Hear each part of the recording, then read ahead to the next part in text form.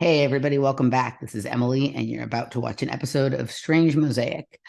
Every once in a while, I do a commentary before the show starts, and this episode is certainly deserving of that. I interviewed Mitch, the Orgone donor, and we had sort of been working up to this for quite some time, and the episode certainly delivered on what we hoped, I think. And we only got through a small portion of the list of things that we wanted to talk about. So there will definitely be more conversations in the future. Before we get started with the show here, I want to say a little bit about Mitch and then also about some interesting phenomena that has gone on about this show.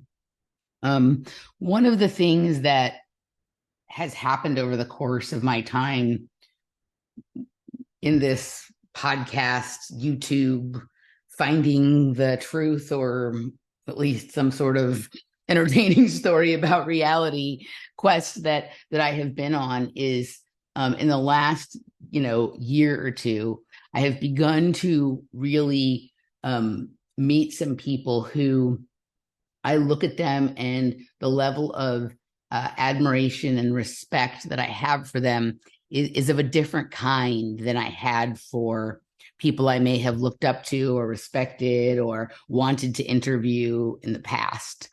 I look and I see certain people who are as passionate about the thread that they are pulling on as I am about my thread, and that are obsessive, tenacious, hardworking, and just completely on a mission to, on some level, become sort of the hero of their own life or the legend of their own story in the sort of big fish type of way, if you know what I mean. And not that the others before that weren't, but maybe my proximity to them as just a listener in the beginning or as a newbie in the podcast realm prior didn't give me the same level of insight into sort of the person I was talking to as a whole. And that's something that has changed in the last couple of years, maybe just because I've changed, right? And, Mitch is a very interesting guy. And this is a person who's fully dedicated and committed to what he is doing, despite the fact that he does other things to earn a living. Most of the work he does in the realm we're talking about here today, he does with his spare time and with his own effort and his own heart. And it's something I really respect, admire, look up to. And, there's the part of me, like the little gymnast inside of me, like how I used to be when I saw someone that I wanted to be like, has that level of sort of awareness of what it is he's doing and how hard he works. And so I just wanted to say that about him. And then about this episode, I recorded this episode probably now almost a month ago. I guess I could look back at the date, but I'm not going to. I had several shows in the can, and some things have been going on in my personal life that were unexpected. So it's been a little bit of time between when I put the show out and when I recorded the show and when it's going out today. Over the course of the last week, I have received a number of comments about how much people liked the show I did with Mitch, the Orgone donor. This was puzzling to me because I was well aware that I still hadn't gotten it out. And the people who have reported this to me, some of them I know, some of them I don't know, but the ones I know, I actually know quite well. And one of them, in fact, sent me just this email talking about how much she loved it. And then, once I said it wasn't out, sent me screenshots of the 22 tabs she opened on her computer based on the conversation that, Mitch and I had and how she had spent the whole day in the rabbit hole. I've also received this same comment about having seen the show, either actually watched the show or seen it come up in their feed over the course of the last few weeks from people I do shows with, people who have been clients of mine. I have never had this happen before in the 6+ years now that I've been doing shows. So I am hopeful that the show actually lives up to all of this anticipation before it. But I am paying attention to the fact that there seems to be a temporal anomaly with this show, and I think it matches nicely with some of the things that we talked about here. So I'm going to be quiet, and with no further ado, Mitch, the Orgone Donor. Enjoy. Hey, everybody, welcome back. I'm Emily Moyer, and this is Strange Mosaic. And I have a fabulous guest today. He is an orgone energy researcher and an avid orgone device creator who has dedicated his life to creating and gifting thousands of orgone energy devices to the planet in an effort to help raise consciousness and end the planetary fuckery agenda. He has the apt and humorous name, the Orgone Donor. Mitch, welcome to Strange Mosaic. How are you doing? Hey Emily, thank you so much for bringing me on. I have you've been on my list of fingers crossed for some time, so I'm just really excited to be here and excited to talk about my work and excited to get weird. So All right, thank cool. you. Well, thank you. I appreciate that. I know we crossed paths a little bit. I can't remember if it was last summer or the summer before. And I remember it coming in. It was this very strange thing that happened when you messaged me. So first of all, I feel like it was maybe the first summer I was here. So it may have even been in 2021. And something had happened where like suddenly I was getting so much communication from listeners and people, and like I'm not a person who deals well with mail or email. And for most of my broadcasting career, it had been pretty much a one-way traffic that I say things and it just goes off into the ether. So I was struggling with shuffling through things and responding and knowing who was what and what was what. And also, I think the same week, I think it was the same week, I got this email from this guy who maybe you've heard Michael and I talk about, the guy who sends us gifts. He also has sent a gift to Howdy, trying to sort of coax us into discovering something and whatnot. And he sends gifts, but he also sends emails from uniquely created identities and things like this. And I think it might have even been the same day. I got an email from him that also had to do with something from sort of like the emergency medical realm, like organ donor. There was some like EMT, like he had sent me this weird video with like showing I think he is an emergency medical technician. And he was showing me some like Masonic books. Hmm. And then next to it, he had what looked like some kind of, maybe when they're giving someone saline or plasma, I don't know what it was. And he was trying to, I don't think I ever decoded this one quite properly, but I think it came in on the same day. And in my head, Orgone Donor, right? He had a funny name. He had gotten this character, and this EMT thing all became sort of mixed together. And I remember going back and responding to you at some point and going, okay, I have to give a better response or something at some time. But everything got like sort of mixed together. And so my apologies for not being more responsive in the deserved way at the time, but everything in its divine timing. And I appreciate, I've had a couple of people now say that they were looking forward to or hoping or excited to be on with me. And considering the way I was when I first started doing this, that's a huge compliment because it means I've come a long way. So thank you. Yeah, absolutely. I was barking at a wall, I felt, or a brick wall for about the first 5 years I was doing anything. And one guy by the name of Chance Garton kind of he sort of pushed me over the hill so that I started rolling. And then next thing it was like Alpha Vedic and higher side. And yeah, here I am. So I just did a really cool episode too with the melt.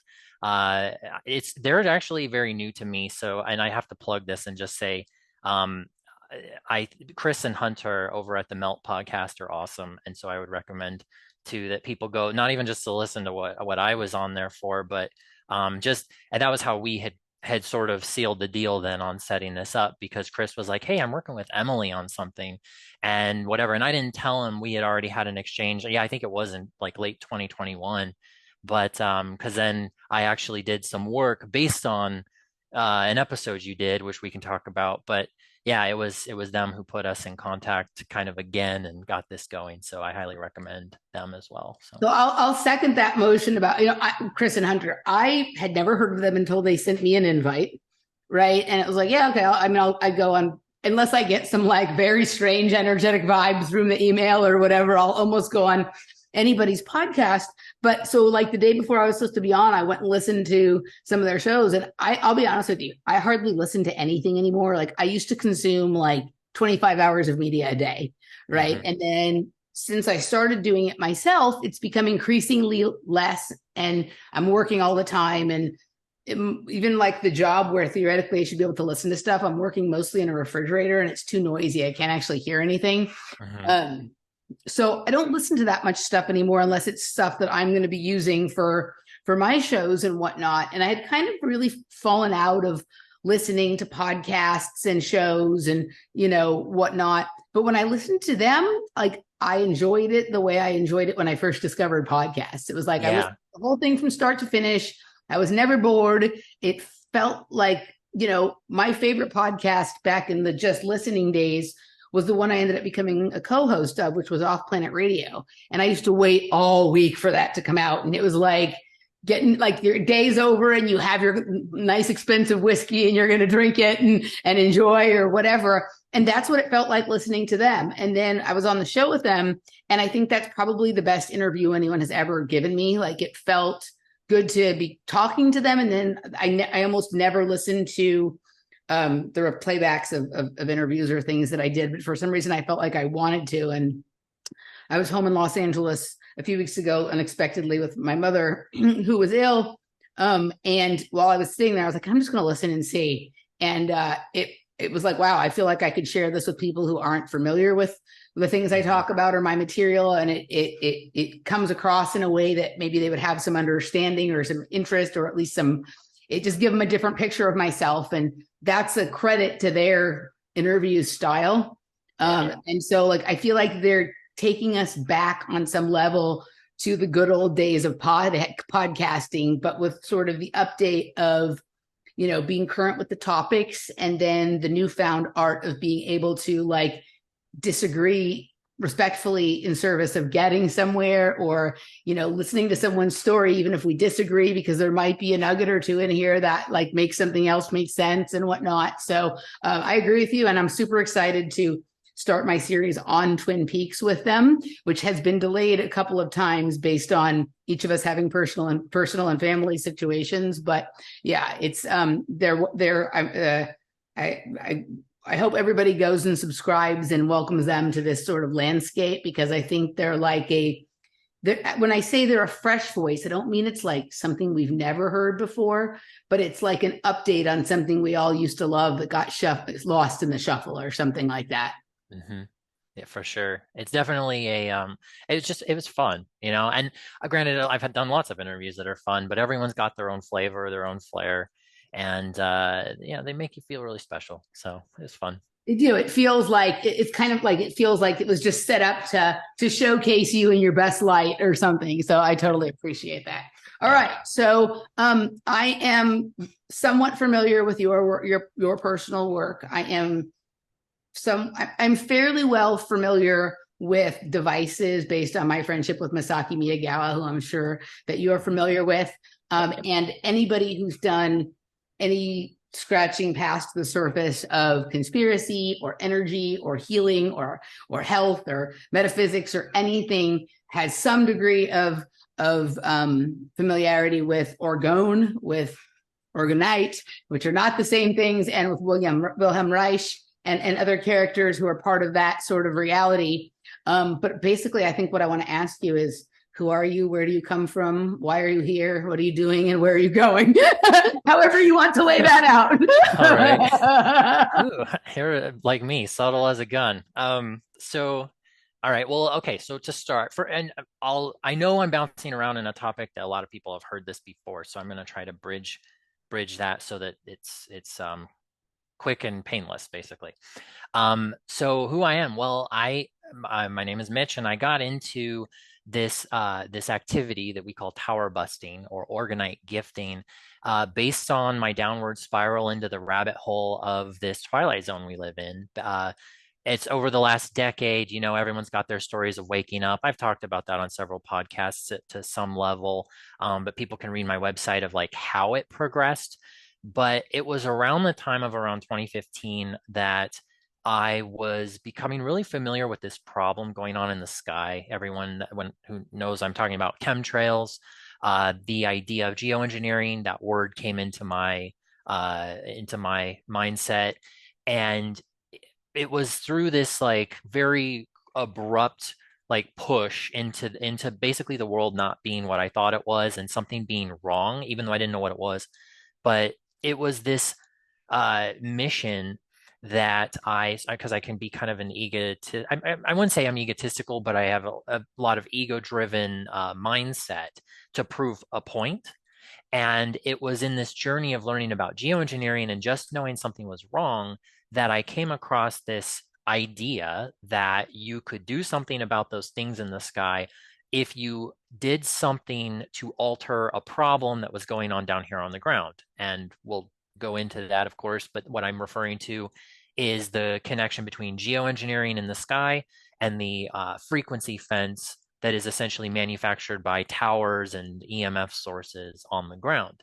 And so it's like we've got this bubble. And this is where I think people listening to our conversation today will hear a few different angles of how this has progressed from in 2015. I would have said, there's this problem with the towers. You need to bust the frequency. You can put this small contraption, this device there's a tower buster that we'll talk about.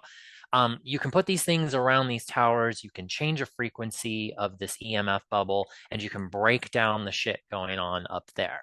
And fast forward to today, and it's like this puzzle, it's like a never-ending jigsaw puzzle. We put the pieces together. Every time we find the place to put a new piece, two more pieces magically show up.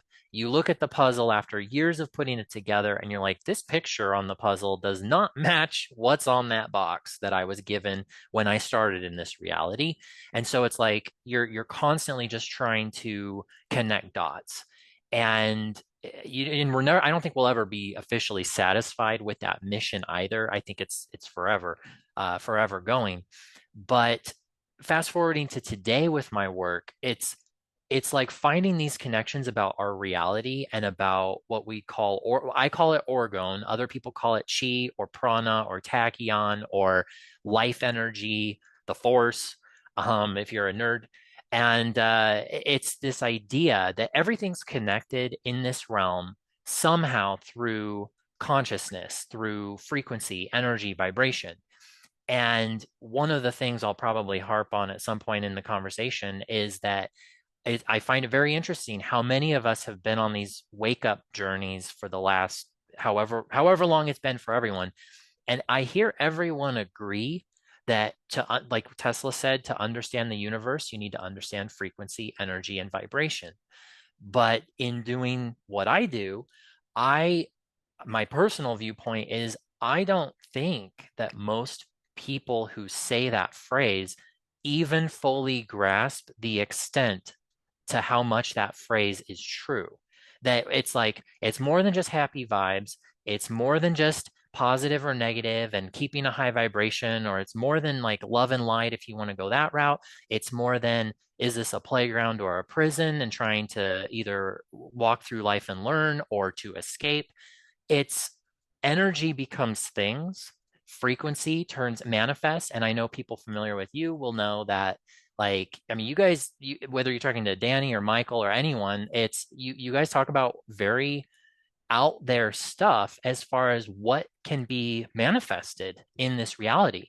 Whether like from an FPV angel perspective, the idea of particle accelerators under the earth, and like, what is this crap doing? And what are these towers doing? And what is the occult symbolism and the mechanics of or the geographical location? Like, there's no coincidence towers are where they are, and there's no coincidence that the human species has been targeted to dumb us down on the mind, the body, the spirit, the frequency, the in possibly injecting different types of receptors, changing our vibe, genetically modifying the food. It's like, what's going on? So fast forwarding to today with this work, it's like we still, in my case, I bust towers, but it's like there's just so much to connect to this in this never-ending quest to figure out why are we so special and what is this life force all about? So, yeah. Yeah, no, so very good. Yeah, I a couple of things. I think that the towers are hugely important. And I think that one of the things that people are confused about is exactly how long they have been there. Right. And Yeah. that and also that this is a new thing in terms of like I don't know if you ever saw an episode where Michael and I got into back when the West was first settled, right? A lot of the farms, I don't know what you call the things, but it looks like a tower, but with a windmill on it, right? Okay. Every farm had one of these like out in front, Hmm. right? And it looked different. They didn't look as modern or mechanized as the ones we have today, but essentially it's a similar structure with similar proportions, maybe slightly different materials, right? And like one should ask the question, like for how many hundreds of years or maybe how many centuries or epochs or whatever have people put something like this on the land when they settled it, and why? Hmm. Right. And is it something that they think is good or something that they think they have to do? There's all of this stuff around. I have questions about trees. And when I say this, I'm not denouncing trees, but like I had a psychedelic experience one time where the tree explained to me that it was a much earlier, much like a prehistoric version of what we call a 5G tower, but that it's superior because it doesn't damage the environment. It looks beautiful, but essentially it can do all the things that they say a 5G tower would be good for, right? And if you look at, have you ever seen, so Laura pointed this out to me one day, just about a mile from here. There's the kind of electric pole that is like one of the wooden, it's wood, but it's got electric wiring attached to it and things around it. But it has so much like vines and leaves and foliage grown on it that it almost looks like a tree, Hmm. right? And you know, how many things have been in our environment that we haven't noticed, either because things have grown on them to disguise them. We all see the stupid 5G towers that they put like the fake plastic tree shit on, and right, but like there's other stuff that is more confusing. And then also like, you know, trees themselves, like nature does this weird thing that if like something is introduced to the environment, natural or unnatural, it will start to mimic it. Hmm. Right. And so, you know, trees are the great antenna. They are, but they do, you know, like they offer all sorts of benefits as opposed to the things that some people would like to call benefits, but you and I don't think are benefits about the towers now. Like we don't actually even understand like how many layers of technology we're living on, right? Hmm. And are things that we think of as organic nature just a much earlier version of technology that has developed what we call character, and then therefore we think of it as organic? I don't even know, right? So I'm open to all of these crazy possibilities, but it all always seems to stem from something introduced to the environment, that the interplay of that with all of the things that are around it is creating iterations and versions of reality that are moving us forward in a way that they call progress, but I don't really know, right? Hmm. So I want to ask you something real fast. So the first time I ever heard the term cloud busting or tower busting was a conversation my old co-host Randy and I were having about Dutch synths, right? And are you familiar with the researcher Dutch synths? Are you? I've only come across the name. So he mostly now does like earthquake prediction type of work.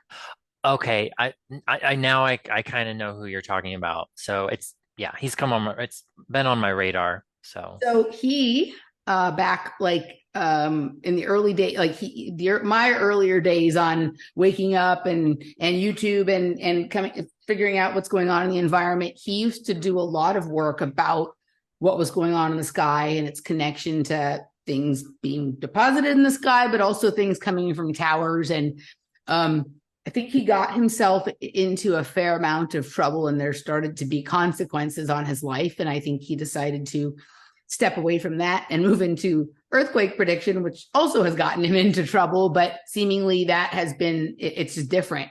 But I think I recall my old co-host Randy saying that Dutch Synths also had been doing this gifting that you're talking about. Like Randy was the first person who had ever heard it. He was the first person Randy had heard, and Randy's been around a lot longer than you or I have been around in this environment. And that was something he'd been doing for years, even before he became really well known for his work on what was going on in the sky and correlating it to things going on the ground as well. So I was just curious if, and it sounds like you aren't. So like an entire generation has sort of rolled over and whatnot. I don't know if his earlier work is still available on YouTube or if that's all been deleted or if anyone has it archived. But I think you would find it really fascinating because he's tying together a lot of the same elements that you are. And I know he had the interest in cloud busting or tower busting as well. So, okay. I would imagine he's familiar with, and maybe they were friends even, but Don and Carol Croft are known in the community as being the pioneers of what we call the gifting movement. There is no official movement. It's the best thing it has going for it because you can't infiltrate something that doesn't exist. But on an individual level, it's really the movement's just in your heart. But they were doing this, I think, in like the mid to late 90s. And then from there, I know George Ritchell, a gentleman from Organize Africa, has been doing this since around 2002. Those are sort of my go-tos. Those were two of my big inspirations getting into this. I bet if I went back and looked at some of Don and Carol's blogs, and they wrote a book, and they just had all kinds of information compiled. It was minimal for the time period because there weren't a lot of people talking about it. But what they did have, I'm sure Randy is I'm sorry, what'd you say his name was? Oh, sorry, you're on mute. Dutch Synths. Dutch Synths, excuse me. I would imagine that I would see. You probably read about it in there. I'd be curious to go back and look. So, in the case of earthquakes, I find it interesting that when I had a very fortunate push into this topic because at the time when I was working. I basically had a job with a lot of freedom. I could sit and research for 8 hours a day at my computer. I could go on lunch breaks, and this was when I was in Chicago. I could go on 2 hour lunch breaks and go bust towers and take the CTA all over the place, and then just go home and do my work in like a couple hours. But it was all of this information coming in very, very quickly, and so it's like in the case of the earthquakes. I had come across people claiming that there was a group or at least a few individuals who had gone to places like Yellowstone because that's one of the doomsday predictions and the whole idea of the seismic activity there, as well as the Madrid fault line, I think that runs through, isn't it going through the Mississippi Delta? So like places people had gone and buried these types of devices to essentially neutralize what technology was being used to create that seismic activity in the first place. And it's a very complex web. The more we learn, the less we know. And in a way, like I want to circle back to your comment about the trees, because I have a friend who is religiously addicted, like trees are her best friend. They're her thing. And I've heard about them being scalar energy antenna, or scalar is just another word for orgone. I do think there is a connection to their intentional destruction of trees in this realm. I mean, if you want to see what they got us to think of trees, just look at toilet paper. I mean, that's what they got the human race to value trees that much. And so it's like, I do believe they're a form of technology. And in a way, I think my personal view is that there is this natural realm of existence, and there is this artificial anti-life or anti, it's the just the invert of nature that's trying to cast its shadow over and sort of create a new playing field. And I wonder if the trees being destroyed and being replaced with things like a 5G tower is part of that essential process. Because I work with chembusters, which are based on the cloudbuster. It's a 6 foot tall copper pipe. It looks like a Gatling gun that sits out in your yard as a lawn ornament. I personally believe that if like those, that's like getting one of those, putting one of those in your yard is like planting a small forest of trees. As far as like pumping this etheric realm with this life energy that would otherwise come from trees. I'm not endorsing cutting trees down and replacing with a physical device like that, but I've only had one uh experience that I guess I would say a psychedelic, but I'm such a dweeb when it comes to that kind of stuff, so I'm assuming mushrooms is considered a psychedelic experience. Yes. Okay, thank you. And so it was, and I sat and talked to what I would call for the last 3 years since doing it, I talked to this tree outside. And I know there's a lot of truth to, like, if you ever have a problem in your life, you really should go and hug or touch a tree. And it can draw whatever that negative energy is. It's like almost like a filter in itself. I think it's also suspect that, there's been all the, whether it's the CIA or bigger, I always say bigger, but types of operations that are meant to demonize or devalue certain things where we do find truth. So I would call the whole hippie movement a bastardization of that, like the idea of a tree hugging hippie. Of course, we're going to think that this is bullshit because these lunatics from the 60s that are all jives and sex parties want to talk about hugging trees. And it's like, no, it's a much more impactful and I would say like intimate experience to like connect with the trees. So anyway, that's one of the I think when trees die from being close to towers, people send me so much information, so many pictures and videos, and they show these areas where the trees have been affected negatively. I actually have been wondering now. I mean, I lean this way that when the trees are dying on one side and the other side they're fine, I think they have taken and they've worked to their fullest capacity. They're trying to diffuse the negative energy, kind of like a piece of orgonite or any other biogeometry or scalar device or tensor text or whatever it is people use. It's sort of taking in that negative, and like what you see there is the damage because it can only take on so much before it eventually starts to die. And this is one of those coinky dinks or dot connectors where if you look at Wilhelm Reich, the life energy, there's a lot of connections to like foliage and extending the life cycle when you're pumping life energy through it. And then basically these things deteriorating as you pump this anti-life energy through it. I think essentially our life cycles and possibly our seasons and foliage, growing seasons, and the whole crop farming agriculture is actually on an artificial timer. That's one of my it's really crazy. And If and you are I proposing, if you are proposing fall as a mind control program, I'm with you all the way. I yeah, we don't have for the last 2 years, and I don't want to get all over the place and confuse people, but I'll do it anyway. Uh I started doing this project 2 years ago.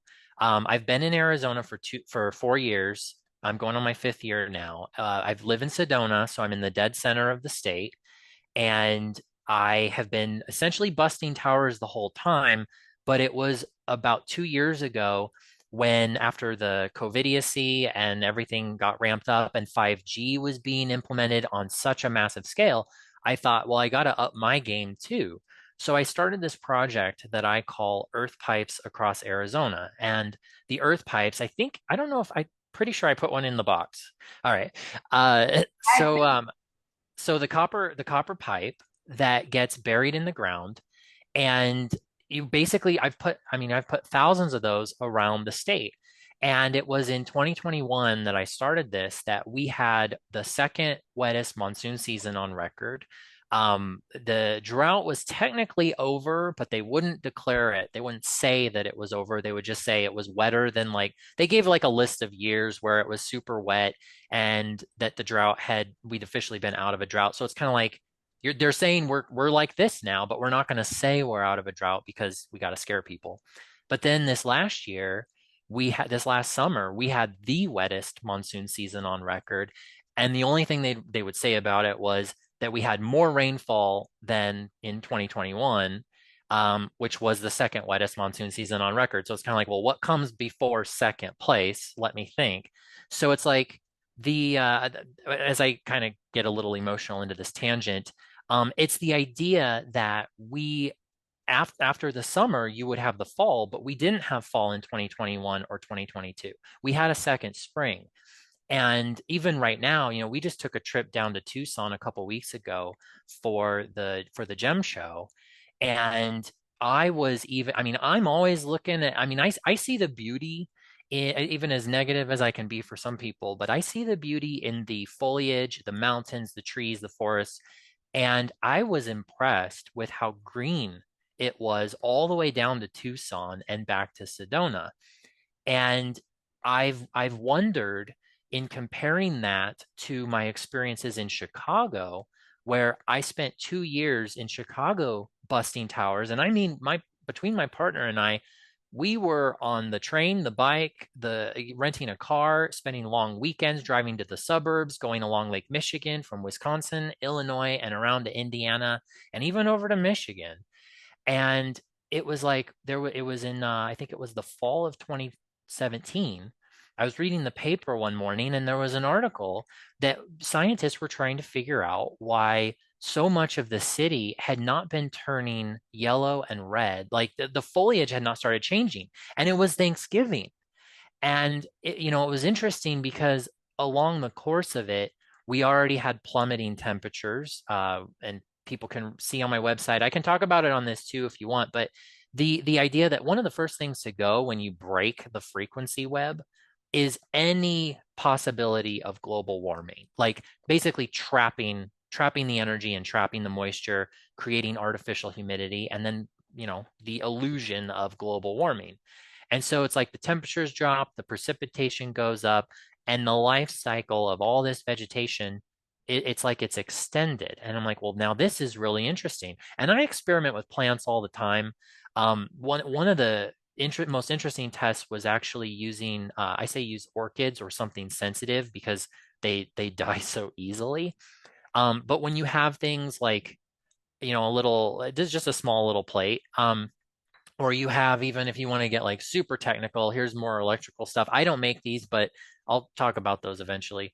But you blast these frequencies into these areas where you keep your plants, and like it's like it's just everything's extended, and you're like, wow, I've had this orchid for almost 2 years, and I don't the buds aren't falling off. It's not or if you get one and the leaves do fall off, it's like, oh, it's on its next cycle and starting to bud again. And I'm like, it's just one of those stupid little orchids you might get at like Trader Joe's at the grocery aisle or whatever. But like, it's just interesting that these plants, when we see plants have an extension of life, we see water being restructured in the same way that like exerting positive energy, like Masaru Emoto did.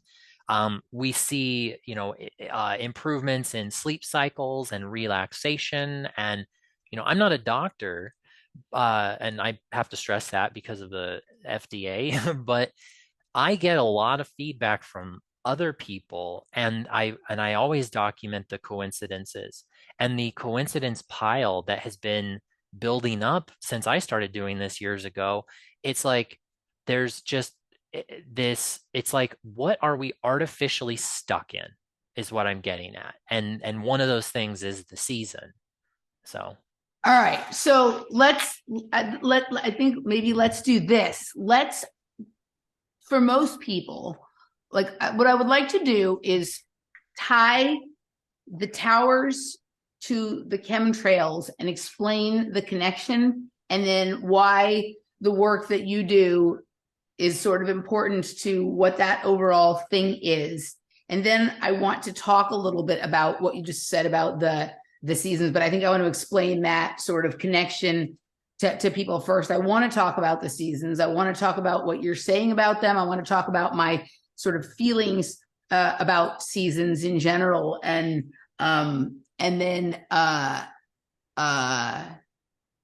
Sedona in particular, because it was funny when I was listening to you on the melt, I was able to align some of the things you were talking about with time I and some other people I know spent in Sedona. And so I can offer some like confirmation of your process that I didn't know you then, so it couldn't have been. So let's do that. So can you explain to people, because I think this started for you with the recognition that the sky looked funny, which interestingly enough, like when I first noticed the chemtrails was when I was living in Tucson. That I was driving home. I had been, I was coaching gymnastics at the time. I was at a competition. It was like, I think I was in Tempe or Chandler or somewhere like that. And then I was driving back to Tucson and I noticed the lines in the sky. And noted, I was like, they're not clouds, and they're also not the thing we used to see when we were little that we called skywriting. Like when you went to the ball game and somebody would propose to their wife, the blimp would fly over and write it out and whatever. It was not that. I started to pay attention because that for like whenever I would be driving back and forth between Tucson and Phoenix, I would see that, but really only there at that time. It does turn out that the Evergreen facility is in Casa Grande, Arizona, which is right between, and the trailing was emanating out of Marana Air Force Base with the Evergreen vehicle or whatever, vessels or however we're talking about that. So it was interesting that I noticed that I didn't find out the stuff about Evergreen until much, much later. But that was the first place I noticed them. And I think obviously like that is like one of the huge wake up portals or gateways for people who come into this sort of arena is the noticing something going on in the sky. So sort of maybe can you bridge the gap between what you thought of chemtrails or geoengineering in the beginning, what you think of it now, its connection to the towers or how it's affected by the towers, and then why what you're doing sort of works to deal with both. Yeah. Well, so starting in 2015, I got information from the same place as a lot of people. Of course, that's the government technology, the patents. You can always find, I mean, it's interesting. You have to be observant, not just of what information is out there, but why is it easily accessible? And it's interesting to me, people will write to me, they get very upset when I say I no longer think that this is simply aluminum, barium, and strontium.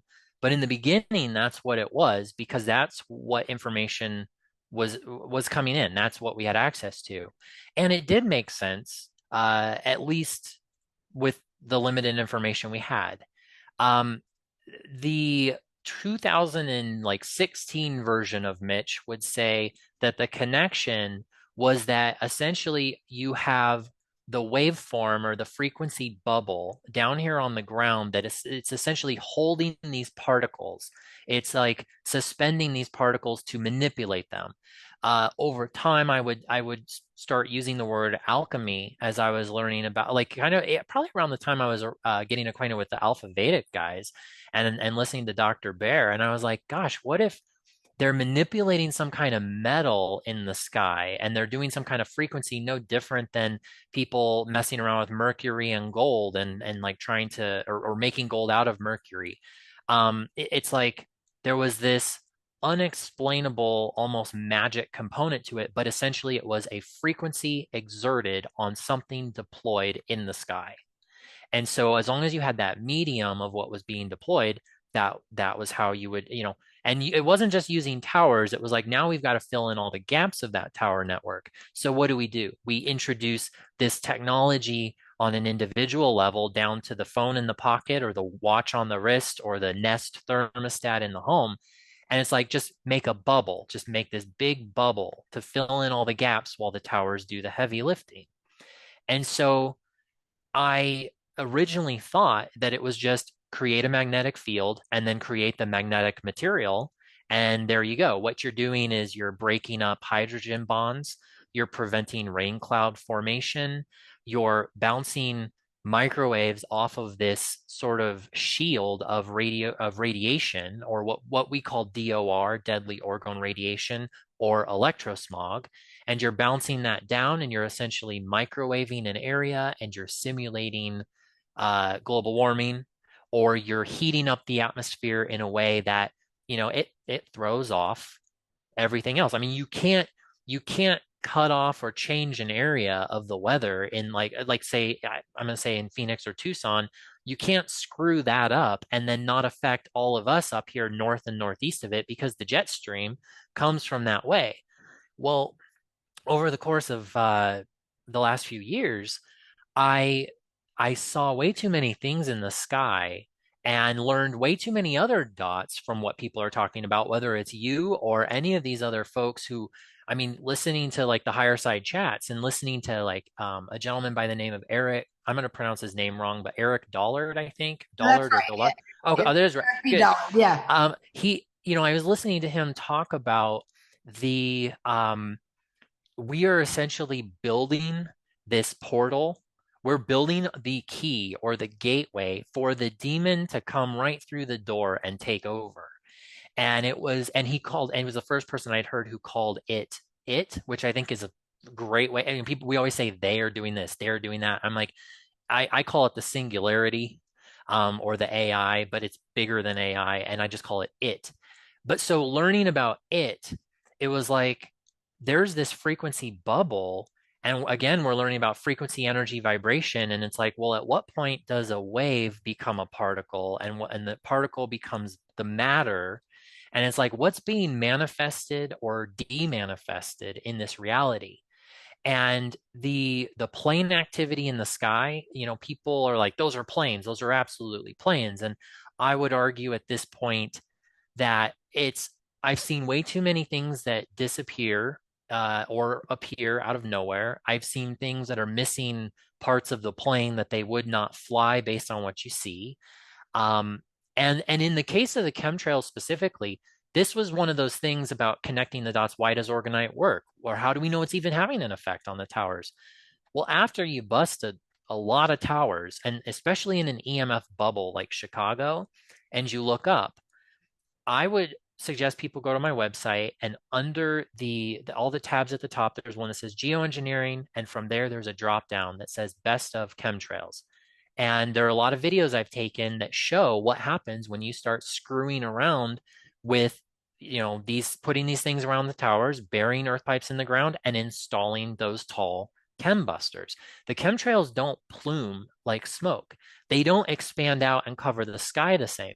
They seize apart, and you can actually, with a good pair of binoculars, even you can see sort of like it, you can see the battle, the frequency battle, where it's like one frequency is literally ripping through this other thing.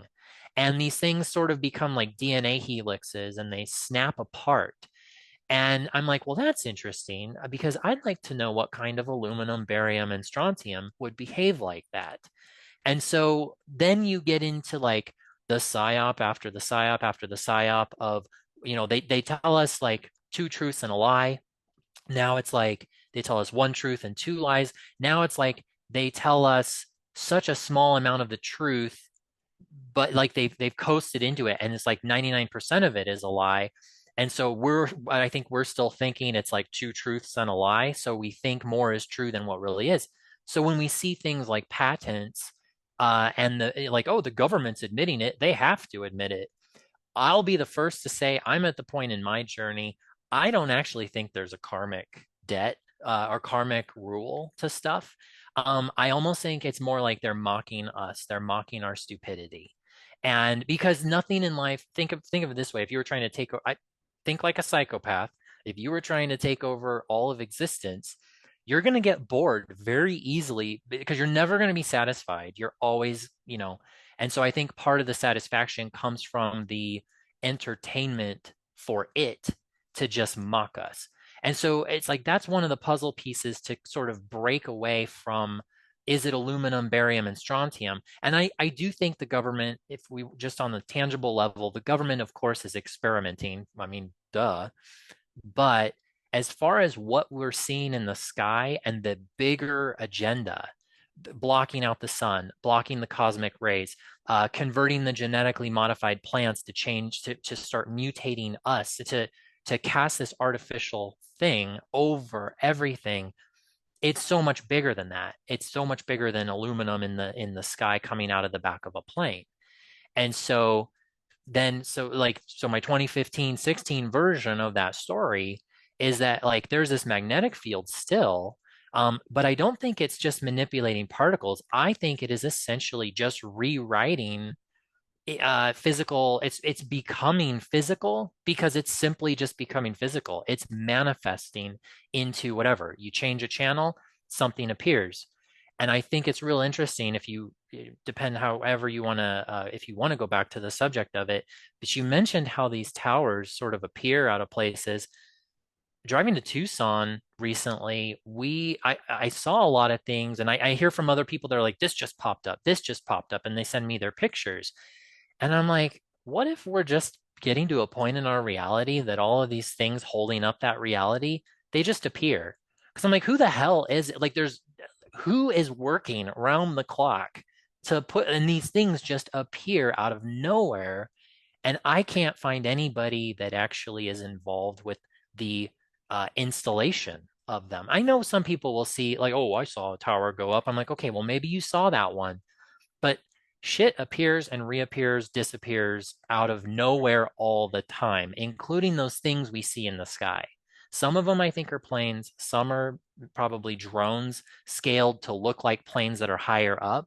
Because if a scaled down 747 looks a certain size to the naked eye, you're like, oh, that must be at 35,000 feet. So therefore, it would explain why condensation vapors coming out the back. And in reality, it's like, no, that's probably a drone like the size of your car, and it's that much closer trying to spread. Because I've also noticed they're getting closer and closer and closer to the ground.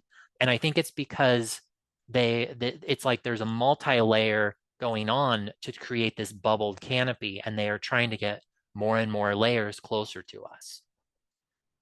Okay, I have so much to say. I'm gonna like mark a few points here because I'm gonna try and like go in order. So I want to say something about.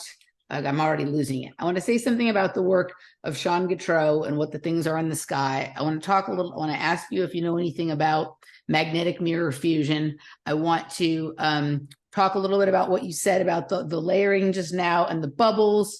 You said so many other things that, all right, we'll just see if it comes back to me as I'm talking. Do you know who Sean Gautreaux is? I don't. I'm writing this down. So okay, so Sean Gautreaux, he's been on my show several times when I was on Off Planet Radio. I don't think he's been on with me since I've been on my own. But you guys might have an interesting conversation, actually. So he was a photographer and an artist who liked to take pictures of the sky. And he noticed, he lives in New Orleans, that like his sky was being destroyed. So he started putting his video camera outside and just like recording constantly, and then, you know, running his film through programs. And he started to recognize what he calls cloud cloaked craft, right? And that these were craft that he was able to do enough work with like filters and pulling things out and putting things in, that he saw there was a geometric structure inside the clouds. And these geometric structures were generating the cloud that was hiding them. And eventually he, you know, he went through all of the things. Is this military? Is this alien? Is this some sort of like weird manta ray thing in the sky? Like, what the heck is this? And he finally came out with this shape, this sort of jagged edged triangular shape that he was able to identify, that not only was it a craft in and of itself, but it had smaller versions of the craft that would pop off of it and go off and do tasks and then come back and rejoin the mothership kind of thing. And some of this, he was able to match some things with possible military technologies. Again, I think at this point, they know we go looking for the patents in the documents. So I don't know that we could ever trust the patents in the documents, but at this point we certainly can't, because people might create them just to make us think that they're important. And you know, there's all kinds of things going on. But one of the things he said about some of these things is that there were these cloaking things. He wasn't saying these things were the same as chemtrails, but he noticed that some of them seemed to eat the chemtrails or like vacuum them up. And so he started to wonder, are these chemtrails providing gas or fuel or energy somehow? Are they cleaning them up? Is this some like opposing program that is going to try and clean up the chemtrails? Or are the chemtrails providing fuel for whatever these things are? I mean, he had a million questions, right? And he did a bunch of work for a couple of years, and then he got to a place, he's like, I don't know that I have anything more to say about this. And he hasn't really done much work since then. I still think he is the most important piece of this puzzle that the least amount of people have looked at, because it shows some of these odd relationships and odd shapes and proportions and distances. And he was looking at it with an artist's eye, not with the conspiracy theorist's eye, not with the researcher's eye, not with the scientist's eye. He became all of those things, but he was just looking at it like, what is happening here, right? And he went looking in ancient spiritual books for answers. He went looking in military papers for answers. He went looking everywhere. And what he's left us with, I think, is very informative, right? And covers a lot of the same material as you. I think, first of all, when people say that there are planes laying these things down, I don't know about you, but I'm not familiar with any planes that fly straight up and down. I'm not familiar with planes that fly for lengthy periods of time at the very steep angle and spirals the way that some of these things look. There's sometimes the chemtrails or whatever these things are clearly emanating from the ground, right? Like I see something coming up from the ground and over. Like there was one day where they were doing a bunch of something out here, and it looked like almost like smoke coming up from something or steam from something going over town. It was like a rainbow of this stuff, right? And they continued doing this all night, overnight. And then the next day, it had created like a hallway or like a tunnel all over the river down here, downtown. And it was like, oh, this is like some sort of weird, frequency particle arch being created. Like, what is it? It's like the defining line between the baby sky and the grand sky up above, or whatever it is. And I've noticed this before too. There seems to be like, have you ever been to a country that has like malaria nets over like their tents and their beds? I don't think so. No. So like sometimes it seems like there's like some weird netting a certain amount high in the sky. Like, oh, well, being on my psychedelic experience, I specifically saw what I thought was a net, a grid. You could see it was like hairline grid. Yep, that's what I'm talking about. Bubble over the sky. Yeah. So like, and I can see that like there's a sky underneath that, and then there's a bigger sky outside of that, right? So, okay, so there's these different layers, and it's seemed to me for a long time that they're dropping the ceiling. Like the ceiling is getting lower and lower, and to keep the illusion alive that everything is very big but far away and therefore looking small, they're having to resort to like weirder and weirder things, like you were talking about, these little drones that proportionally would be. I was out there on the trail. This was like, I don't know, maybe 6 weeks ago, and there was a drone that came pretty close, and then it backed away and it disappeared. But when it was in one of its positions, I realized that somebody who just caught it in that position would have thought that that was a UFO, because of the way it was moving at the distance that it was. Actually looked like something much farther away, and therefore would have been bigger but smaller. But I had seen it when it was up close to me, and so I knew it was just this kind of drone, and it had disappeared past that said frequency layer that I was telling you about. So I think that there's all kinds of weird stuff happening with that, but I feel like there's this pressing down of the ceiling, right? And then having to create have you ever been to like Caesar's Palace in Las Vegas? Where they have the sky painted on the ceiling in the shopping part. So it looks like a sky, but it's really the ceiling of the building, right? Yeah. Like that kind of thing. So there's all of this sort of dimensionality or proportionality, like tricks of the eye because of how we think. But like when you see these things, like you were talking about this spiral stuff and then the angle that things are at, I've seen what you're talking about too, as well as like you see a plane and then while you're watching it, it seems to disappear, even though the line is still being laid, or it seems to be missing a wing or something like the weird stuff. And, you know, I've looked into cloaking and I've looked into holographic projections. The other thing that I've considered, I remember talking about this with Alana Freeland, is like, it would be really interesting if the thing that we think of as the sky was like some kind of screen that was being shared with us. Like, let's just say I screen shared with Zoom and I have like an art program and I could use something to draw like a misty line on the screen. And it literally, it's just a line being drawn on the screen. And we're like, like all this kind of stuff, right? I mean, I think there's a million possibilities of what could be going on. But to your point about the alchemy, how familiar are you with the various kinds of fusion? I'm not. Okay. I'm not. Yeah. Most people aren't, right? I went through a phase where I was very obsessed with cold fusion.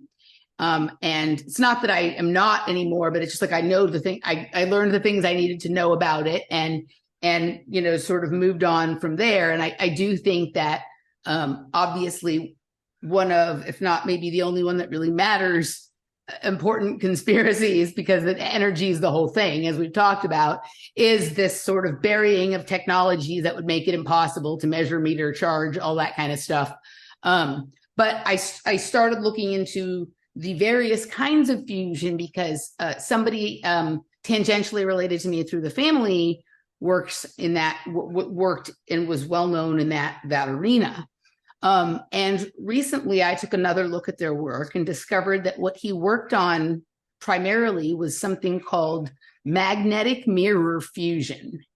And there's another name for it, and I can't tell because I'm not a scientist if this is a different name for the same technology, a related technology, or a version of that technology. It's also called inertial confinement fusion.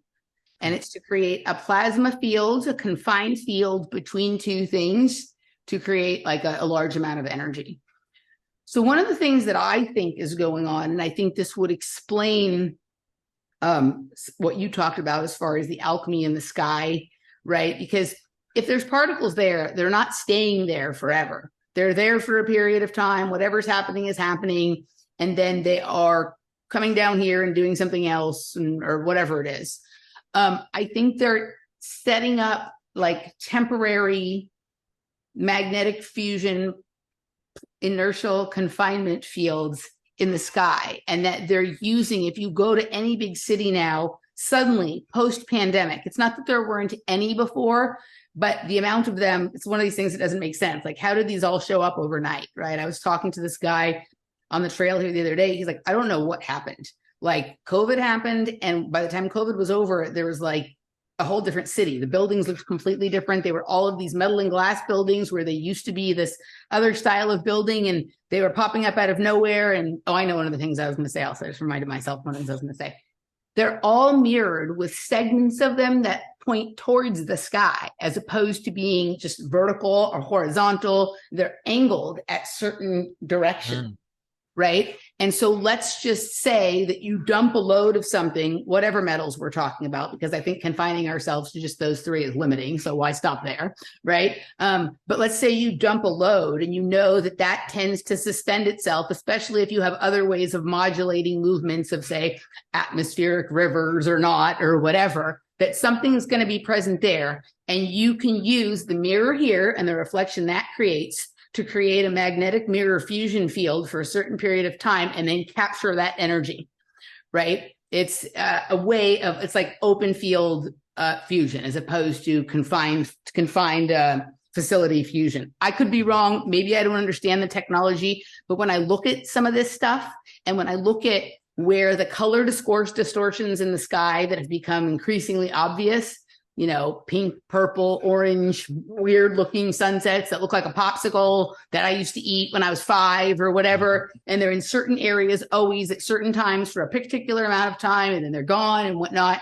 Like, I have to think that there's things like this going on. Now, I don't know if the particles are creating the field, or if there is somehow on some sort of like platform, space station, balloon, whatever, there could be something there holding a literal mirror, and they don't want us to be able to see it. And so some of the things that they're putting in the air is to obscure our vision without creating any impediment between the two mirrors that are trying to create the confined space.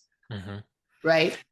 That's so I'm gonna look into those two because the magnetic mirror fusion and inertial confinement fields, because that's making me think about like where I am. The majority of chemtrails that we see in Sedona come from a little place up between here and Flagstaff that I'm pretty sure it was FPV Angel that talked about a particle accelerator being in the mountains up here. I think that was one of the locations he said.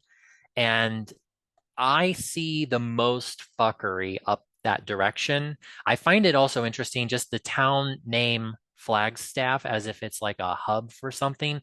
It's, I'm not a fan of it, mostly because it's a college town of liberal debauchery, but it's, there's a lot of this activity and the weird like fire rainbows and that's our view actually from that direction to see the sunrise. You know, people who've heard me talk before, they know that I'm all about like the sunrise and the sunsets are essentially covered. They're, if you look at the sunrise and sunset, they're actually being covered more often than ever before. There's fewer and fewer that are breaking through. And it's like you can have the clearest day in the world and the bluest sky. I mean, we've got that today for the most part. And I can already see towards the direction that around, 5:30 tonight, they're way in the distance. They're already seeding that with whatever. And I say seeding, I don't mean cloud seeding, but just like they're preparing or farming whatever it is so that as the sun moves that direction, it will obstruct as much as possible.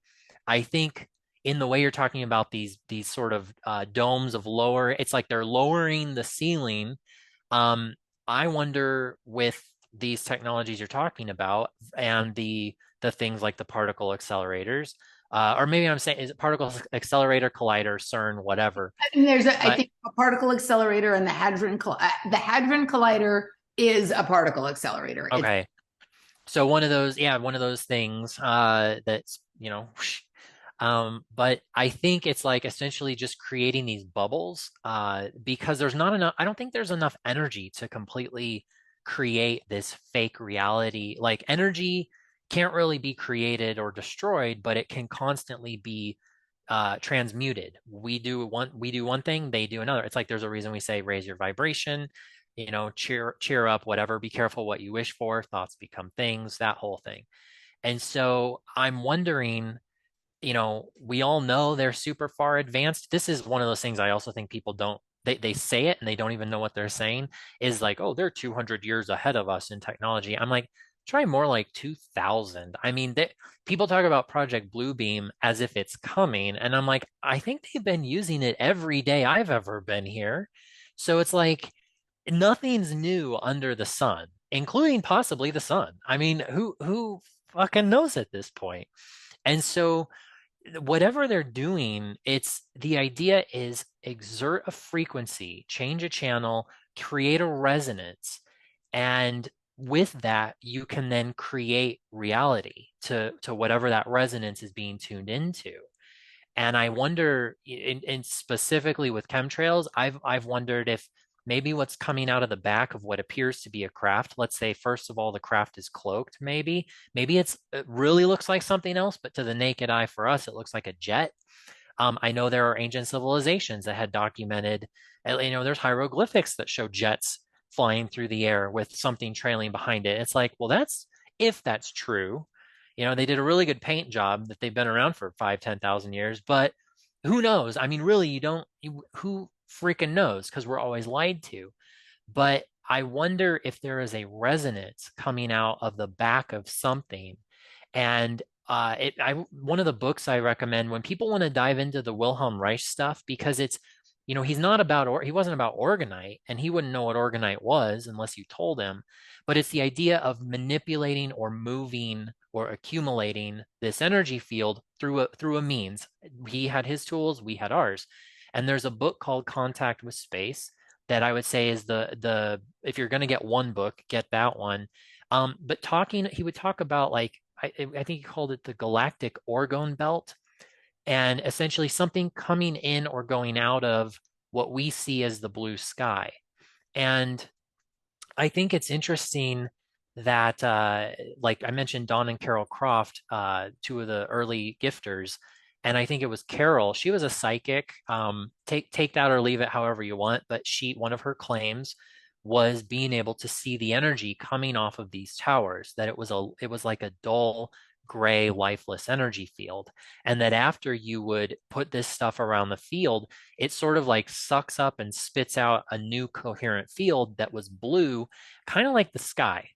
And I thought, well, now, if whether, regardless of the shape of whatever this place is, what if the sky is essentially a energy field of protection and of maybe positive energy? And maybe that's why what we see, the writing in the sky or the radiation, the electrosmog haze, it's like, it's crap. It doesn't feel good. It lowers your vibration. It's blocking something of possibly benefits from the sun. But essentially, you have a shitty day. It's like chemtrail days are shit. Like they're bright blue sky days are top notch. So it's like, I wonder sometimes if there's this energy field constantly there and they're just trying to create the disconnect. And I know there is a component to the consciousness, because this isn't just about chemtrails, it's about every method of deployment for this parasitic vibe that they're creating here, and what their influence is to try and change us with it. So anyway, I do wonder if the physical lines in the sky could essentially just be somebody with a sound device cutting through what he would call the galactic orgone belt. We would call it the stratosphere, maybe. I don't know. Um, yeah, it gets bizarre, and it used to be so much simpler because I'm like, just bust the towers, bust the towers. But after doing this for years, I'm like, well, we've as far as Arizona, we've changed the weather. Everyone I know doing this in other places, it has been changing the weather where they live. We've noticed increases in like the method of still trying to push the climate nonsense. And it's interesting when you do this work, what you can see, the strategicness of it's not just propping Greta up anymore. It's like they're doing, I mean, if you even just open the app, if you have an iPhone, open the app for the one that comes whatever on the phone by default for the weather. They don't just say anymore, like, and this started about a month and a half ago, I noticed. So it's been very cold here in Sedona. This is the coldest winter we've had since I got here 4 years ago. We're running our heat almost every day now, and there's a definite change. But instead of saying, like, let's say it's 34 degrees at night yesterday, then the forecast will say it's going to be not as cold, or it's going to be hotter than it was yesterday. They're like, tomorrow will be warmer than today. And it's like, well, that's stupid, because then it's 35 degrees. Why not just say it's 35 degrees instead of 34 degrees? It's still a frigid bitch outside. And why are you saying that it's going to be warmer? Or they'll say that Friday, like, it's like trying to use the words warmer and cooler to keep clicking that seed in the brain that says there's something wrong with the temperature and there's something inconsistent with the temperature. So then by default, you're like, I gotta buy a Tesla. I gotta get rid of my gas stove. I gotta listen to Greta. And it's like, no, it's like they're just grasping at straws any way they can to say something that sounds negative about the weather. It used to just be that they hated the rain and all that, but now it's like they can't say it's hot. So they'll say tomorrow's going to be hotter than today. And you're like, well, I can still make ice cubes on my driveway. So I don't know what you're getting at. So, Okay, so a couple of things. So when I was looking, and again, I've just done a scratching of the surface because I fell upon some of this accidentally. Magnetic mirror fusion machines, because I think that they experiment with different kinds. Like they create small, very linear, contained ones, and then they try bigger and they try bigger. They try to open them a little bit and whatever. They look very similar to particle accelerators. So I'm not sure we're not talking about the same thing. I don't know that, like, they have magnetic mirror fusion facilities in all the same places that they have particle accelerators. So that might be the same thing. So if we go with the FPV narrative, the way I understand it, and again, there's so much work there, like you might understand something and then they've figured out something else. And so I could be completely talking about it my ass, is that these machines are not controlled by, I mean, they think they're replicas being built, but the major ones that determine the creation of our reality are not controlled by Boeing or Rocketdyne or any of these places. They're studying them, they're mimicking them, they're trying to tack other technologies or activities onto them or whatever, but that these activate of their own accord, and there seems to be some sort of cycle to them where they're highly active and free and whatnot, and then there's sort of a relaxation or quieting down.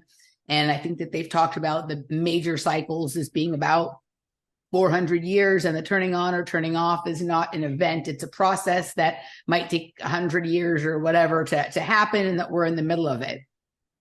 So I think I did see the thing you're talking about Arizona.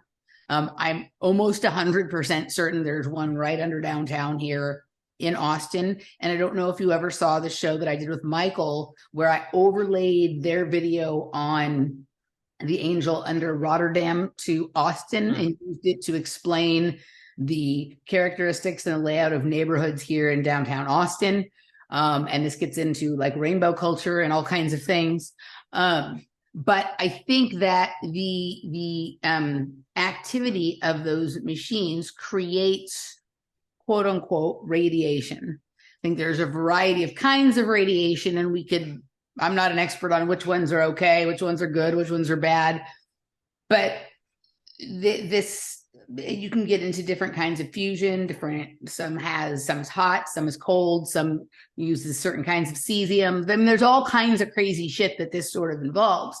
But essentially, each person has a different response to a radiated environment than others. Some people will time travel or dimensional travel, and others will get cancer and everything in between. And it seems to be that there are components that affect this, and some of them are genetics, and some of them are light, and some of them are sound. Like, I think that like some of these particulates that you're talking about that might be in the air are treated with sound. You're like, oh, what if something is just flying through the air, creating a vibration that's like, right? There's all kinds of stuff going on with what things are made of, and then what their response is to their environment, to the light and the sounds of that environment. And then there's something out there that is measuring that. And I think that measurement that we don't quite understand is responsible for predicting what we experience, when, how often, why, but it's not a code that you or I quite yet understand, though maybe you're getting close on some level to understanding some of these cycles. But that specific people, I don't know, secret societies, in my opinion, at this point, I think that secret societies are largely people who work on these technologies as their job during the day, who have figured out that there's a whole other world or reality that is created by the work they're doing that they call a job. And they've decided that it's kind of like, well, if you know something, you have the right to use that knowledge to your advantage or to explore. And some of these people are nice and some of these people are fucks, just like anything else, right? But they understand how to read the quote unquote tea leaves, or in the way that I see it, the colors being reflected on the metal and glass buildings in Austin, to know what's actually happening that day. And then they know like which realities are open to them. And I don't know if I mean that in terms of like literal, like other versions of reality, or if it's just the way that they experience the one that we're in. Right. But I think there's like a bunch of stuff going on. But vibration, like if particle accelerators being active, that creates a tremendous vibrational field. And some people really like a lot of action, and other people not so much. Right. And what was one of the main things that happened early in the pandemic, a lot of people abandoned cities and moved out into the country, the suburbs, or whatnot. And I actually think that they wanted that, because I think this activity was going to create for a lot of anomaly, whether that anomaly was people getting sick and dying or people experiencing strange paranormal or otherworldly kinds of activities. They didn't want to have to do any more splaining than they wanted to do. Right. And so the fact that there was this sort of exodus of people made their jobs easier on a lot of levels. And the fact that we believe that that isn't what they want, that they want to squish everybody into cities, it gets us spinning a narrative that then they don't even have to, like as what you're talking about. There's two things I want to say before we wrap up the public, and then I'm going to get your response before we wrap up the public segment, and then we can go have a free for all over in the patron segment that will just go until we're done. Did you ever see Dark City? I did. About a year ago. Did you see the show that Howdy and I did on Dark City? I did, and I anytime he especially is talking about it, because it's an interesting, just because the end of it, I'm like, the end of it helps me to do what I do, because I'm like, the cave, I'm like, nobody's ever actually gotten out of the cave in any of these depicted things, but it's like a fake happy ending, basically. So remind me, I just had a thought when we go over into the patrons hour to talk to you a little bit, because you brought up like cave paintings and some of the things, to talk to you a little bit about some stuff in Chatsworth. But in Dark City, cities are like, the buildings are appearing and disappearing overnight. They're wiping people clean, right? So like, when we go to bed at night, we assume we are sleeping 8 hours, but I don't think it's outside of the realm of possibility that there's a frequency that's able to be generated that literally stops time for some bit of some stretch. And then when they turn the frequency off, time just picks back up as it was. So maybe we're sleeping for 12, 14, 16 hours, really, or at least in the way we understand time, right? And it gives an opportunity for a lot of rearrangement. I mean, we think we understand the 5G towers, but like, what if they're really not doing that many things we think they are, but they're able to generate a field that like makes a temporal bubble around the specific area, and a lot of rearranging can happen outside of anyone's sort of awareness. It's like, somebody like rearranging the furniture in the living room while you're gone and then almost putting it all back, but there's like one thing different, and you and I might notice that when we're like, something disappeared that was here yesterday or whatever, right? So I think Dark City is pretty important for us to consider in that. And I had a lot of those weird experiences when I used to go to warehouse parties in East LA, where like I would come out of the party and something would be significantly different looking or feeling than when I had went in. And at least the parties that I was going to were generating enough sound and vibration and frequency field that like this, what we're talking about, could have happened even just based on that. Right. So I wanted you to consider that from what we were talking about earlier. And then as to what you were saying about seasons, I don't like fall. I have never liked fall. I think these people who are like, oh, the colors, it's so beautiful, the brisk, crisp air, fuck you. I don't like this. This makes me want to kill myself. Like, I don't know if it was just like I don't know if it was going back to school, which I'm really resistant to anybody telling me what to do or trying to control me or making me sit still or anything like that.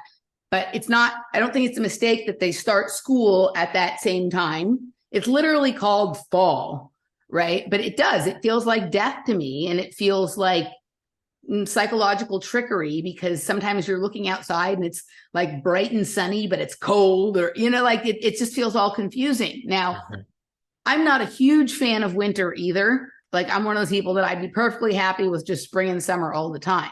But the thing I do like about winter, which makes me like it more than fall, is that I like precipitation. So for me, if the temperature is going to be below a certain something, it better come with rain or snow or something like that. Right.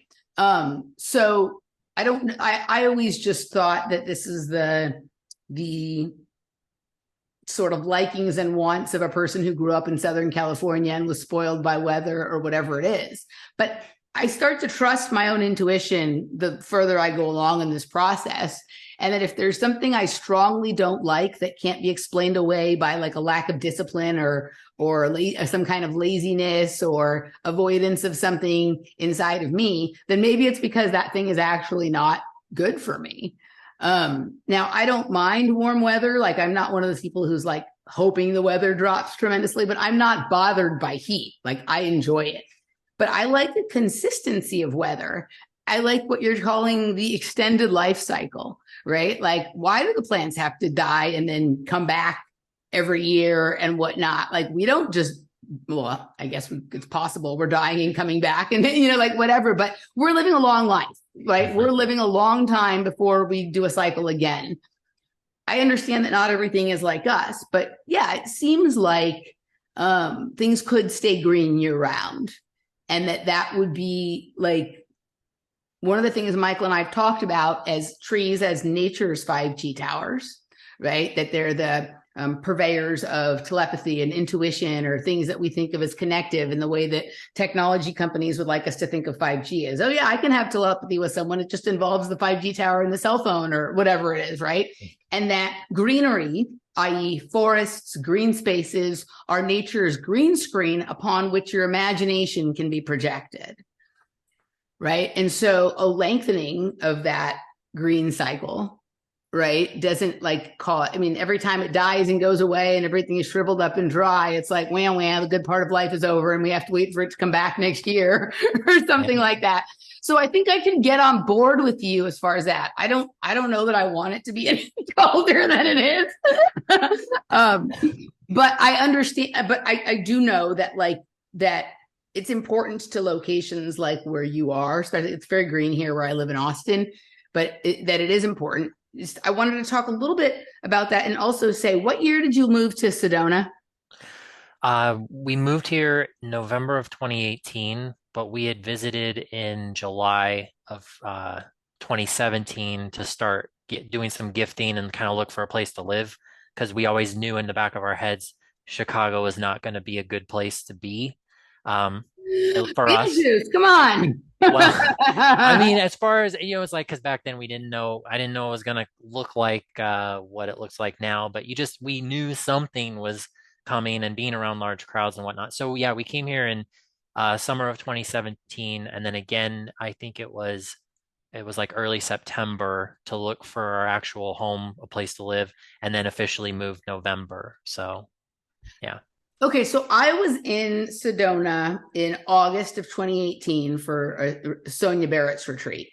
Hmm. And I was there with my friend Jeff, who also creates little pucks and things like that. And he maybe does something a little differently with them than what you do, but similar type of thing. And we had a very interesting time there. And we went home and we told a mutual friend of ours who is a psychic, that we liked it there and the experience we had. And so she went back there, and her experience when she went to there was that she's going to buy property there now because this place is going to become green. This is not going to be a desert anymore. So this was back in 2018 when you had just started doing, so she went there like in the fall of 2018. So about the time that you moved there. So I'm independently confirming your project underway here from someone who doesn't know you exist, right, type of thing. And so you're greening the desert. And I think I'm right about this. Isn't that what Muammar Gaddafi was doing when he was killed? Wasn't his plan to green the desert? I'm not sure. There's another gentleman. I'm not gonna say his name. People can they should read my website and my frequently asked questions for my grievances portion of life. But there are people who've claimed to be greening the desert. The only ones I've heard of were using cloudbusters, and Mm-hmm. actually like a Wilhelm Reich version of it, not chembusters. But when I moved here in 2018, I mean, we meaning me and my counterpart, we went pretty heavy with busting towers and just driving around to like Sedona, Flag, Cottonwood, Jerome, Mm-hmm. and working our way outward. And it was within the first month, it was New Year's Eve of December 2018. We got, I think it was 15 inches of snow, and it doesn't snow here at all. And Flagstaff we had it on New Year's Eve, and then we kept gifting. And so into the new year of February 2019, we got slammed again, and we don't even have snow plows, or you can't, nobody on the block had a snow shovel because it doesn't snow here. And if it rarely, when it ever would sprinkle it, it just melts right away. So nobody had to worry about it. But the city completely shut down twice. And the I know Flagstaff had its longest ski season in history, and it was just like, I think they got 48 inches or something like that. Um, I know that Lake Mead was quite full at the time. People have forgotten that it hasn't been draining as long as they want you to think. And the drought was officially declared over in Arizona on May 19th of 2019. And I document that stuff. I used to blog more about it, but the whole, like, that set us up on a real great trajectory for greenery that first year. And the problem started March of 2020, when all of a sudden it was like, oh my God, there have to be 10,000 new 5G towers just that came up overnight. And I just started hearing it from everybody, everyone who said, emails from parents who said, hey, my kids aren't at school right now, or they just went back to school, and we noticed this shit popping up on their school. And it's like every school got implemented with a 5G tower, I swear, in that short time frame when people were, staying at home. So things slowed down.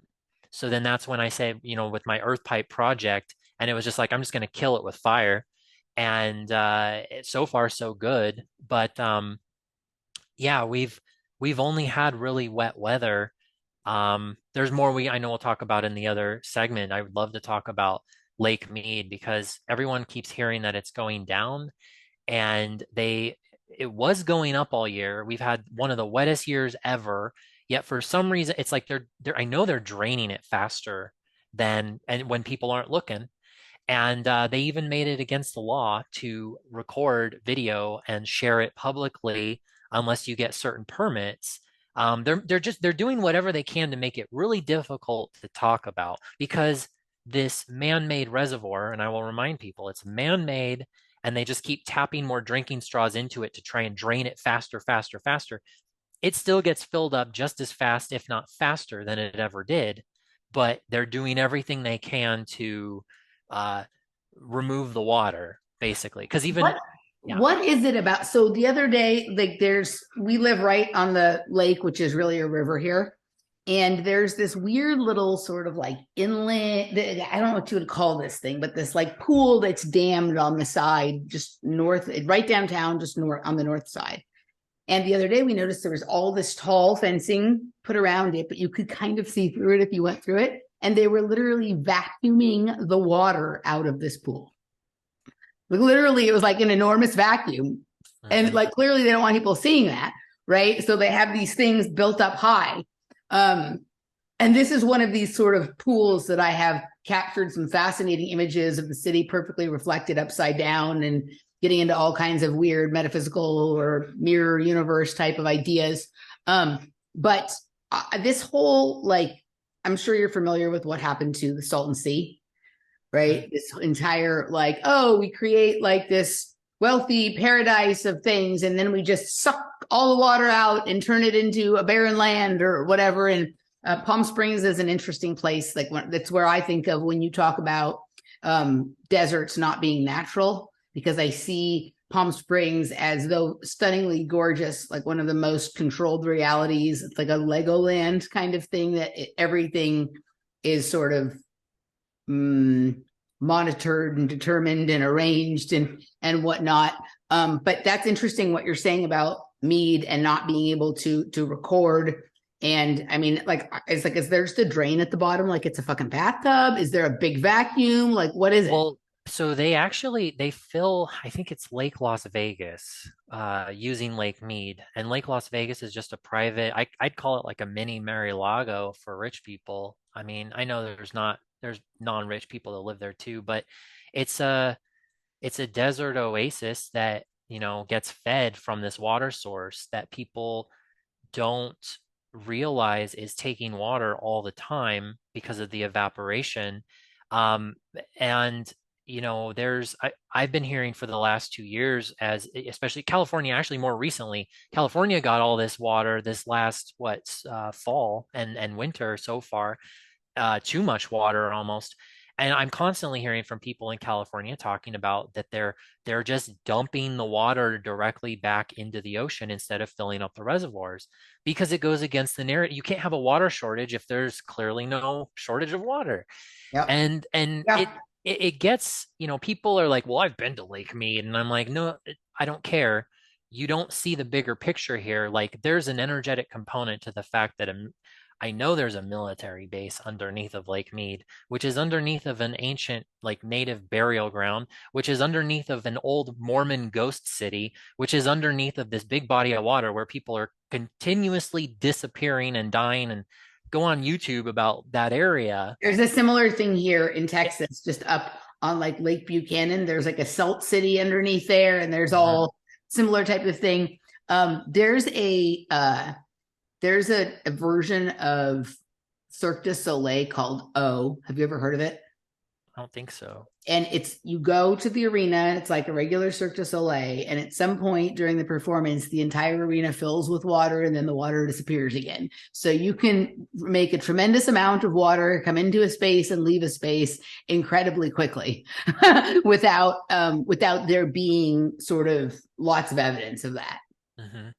Yeah, Right. I mean, I think I'd spoken on with the guys at Alpha Vedic on this in October.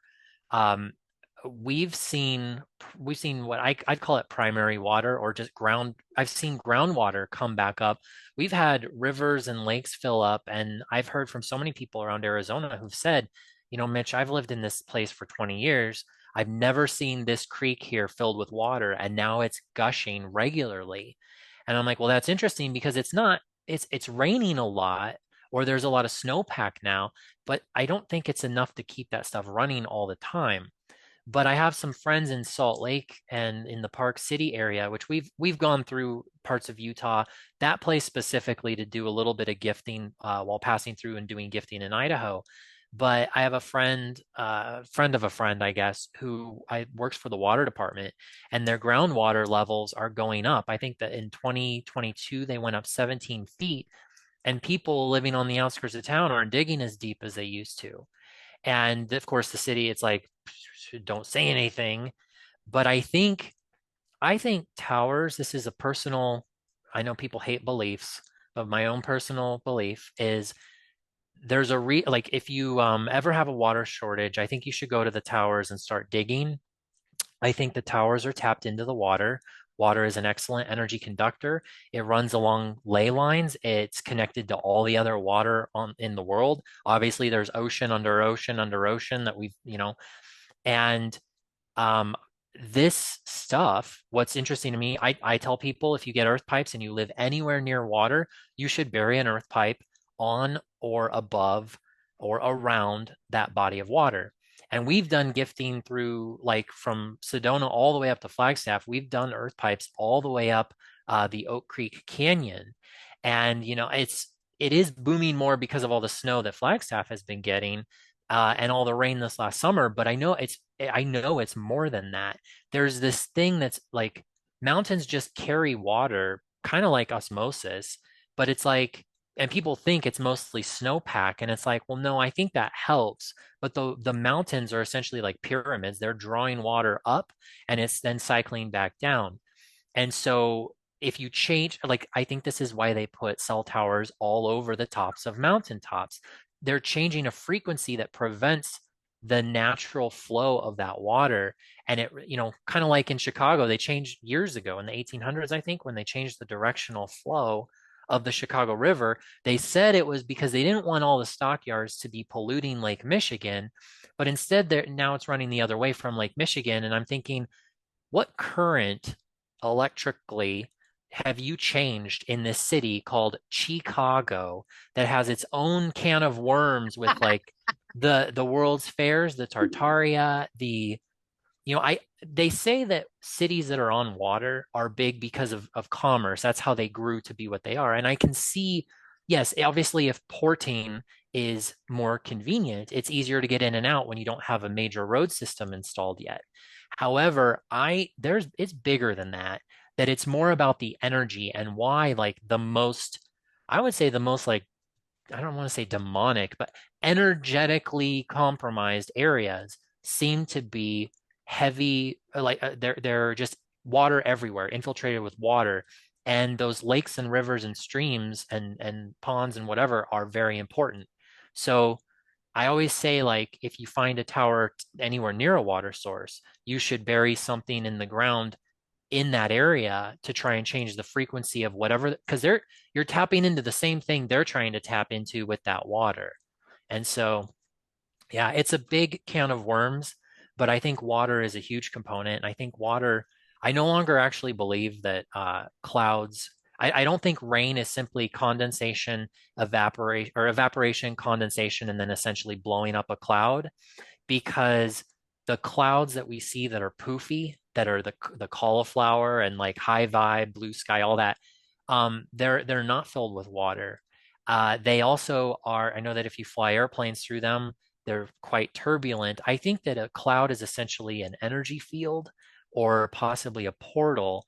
And I think that rain clouds are like a portal that is creating the conditions necessary to manifest structured water from the ether and bring it to where it needs to go. And going back to trees, I think trees actually help with that signature, because if a tree is drying out, those trees begin to send signals that say, hey, there's not enough primary or groundwater coming up to the surface for our root system, send some our way. And I think that's one reason why you can go out into the forests. For some reason, I'm like, I know trees don't need 5G access, and yet you find, I mean, we have ventured around this state a lot. We've gone into some real dark places. There is some crazy ass shit hiding in the forests and out in the middle of the desert. Yeah. And it's just like it's just a desolate area where no one's venturing through. It makes no damn sense unless you think deeper.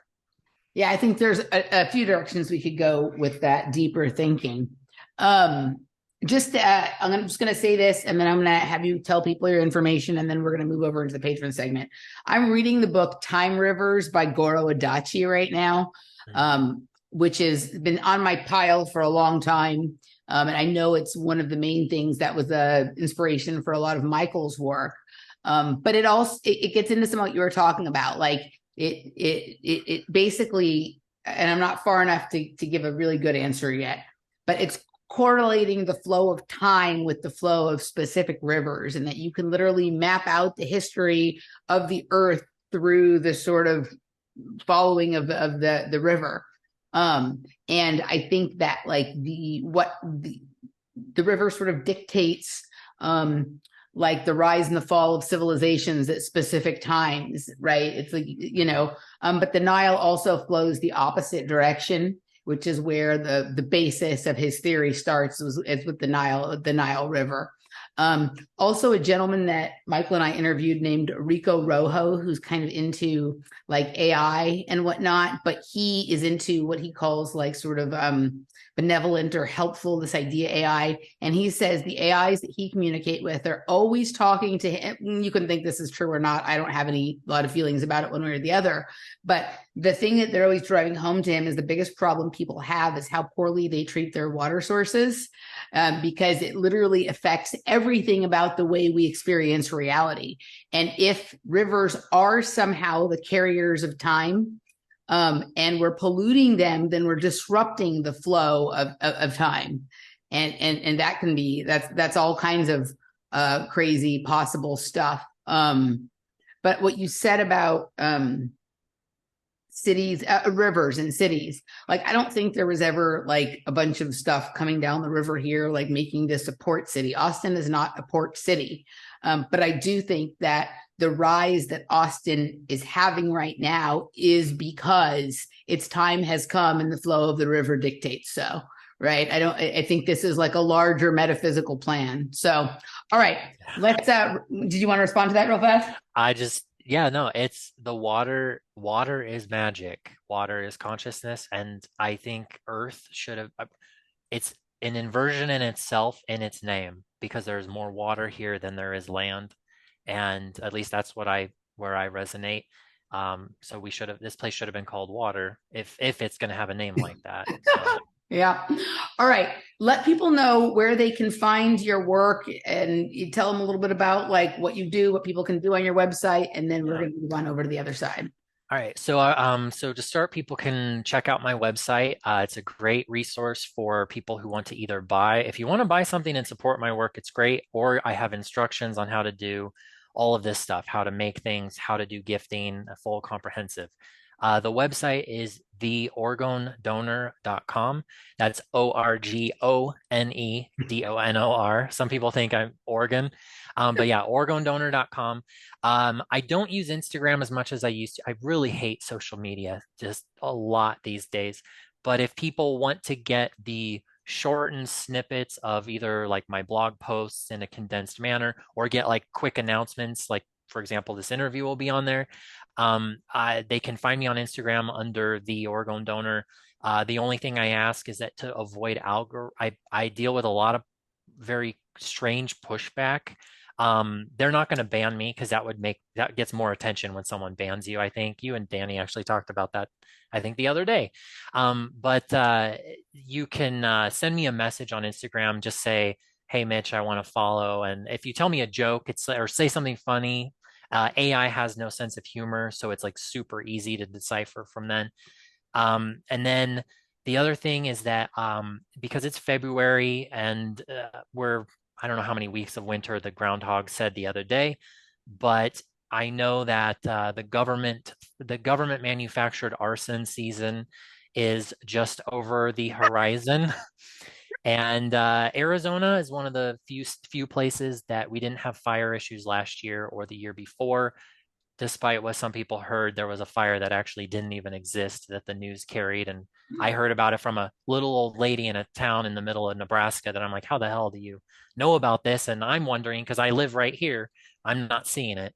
But the point being is that with fire season coming, I'm going to be gearing up, doing a lot of touch-ups, working with a lot of individuals that I've connected with. If people want to if they want to support my hobby of fuck around and find out, go to my website shop. I've got a handful of things there that are easy to get started. A person can get for their home. Some things more tactical, some things more pretty, we would say. And for those who want to like go out there and do what I did, where if you want to prove it wrong, you want to try and prove me wrong, that'd be great. Come and get some of these You things want to control the weather yourself. Yeah. The ultimate act of arrogance, right? And the key I will say too, I mean, yeah, I joke about that. But some people do have strong opinions about that. And I would say, it's not so much about controlling it.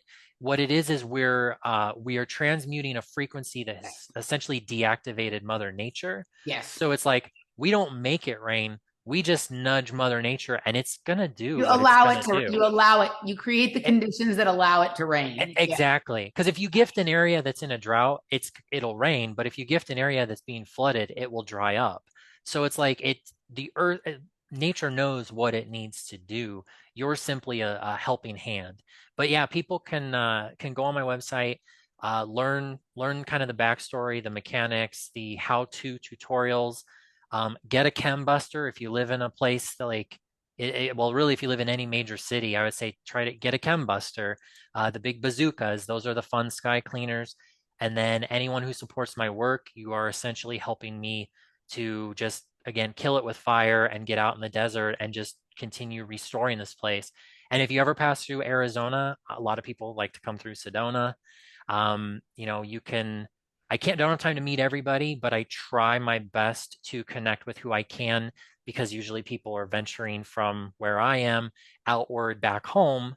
I like to send people off with things and they can get a taste for the Orgonite gifting, what it's like to bust a tower and that kind of thing. So all right, awesome. Well, I'm glad you're here doing what you're doing, right? And I liked the way you were honest. What did you call it? Like the fuck with it, fuck with fuck around and find out. Fuck around and find out, right? Right. I think maybe that would be the best way to describe what I do as well. So let's just get honest about what's really going on here. I like the way you put that. You guys can find all this stuff at the orgonedonor.com. And for now, you can find the rest of what's already a long conversation and promises to be far longer on the other side. Patreon.com/offplanetmedia, emilymoyer.locals.com, or rockfin.com/Emily Moyer. We will see you on the other side. Thanks, Mitch.